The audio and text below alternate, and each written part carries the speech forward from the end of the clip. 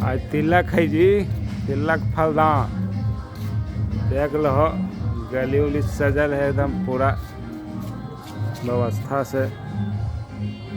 Lighting के तो तगड़ा व्यवस्था है भाई। सबसे पहले वेलकम।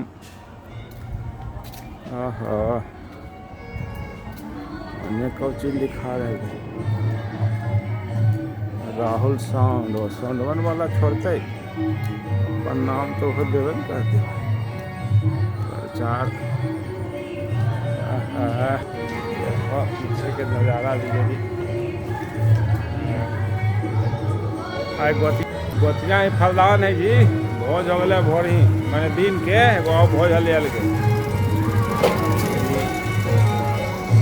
अब देखो अब आगे के नज़ारा जी।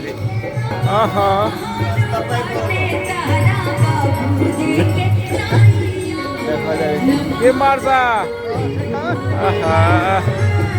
बैलून उलून बाबू बैलून कर दे। मंच तो बढ़िया सजल है।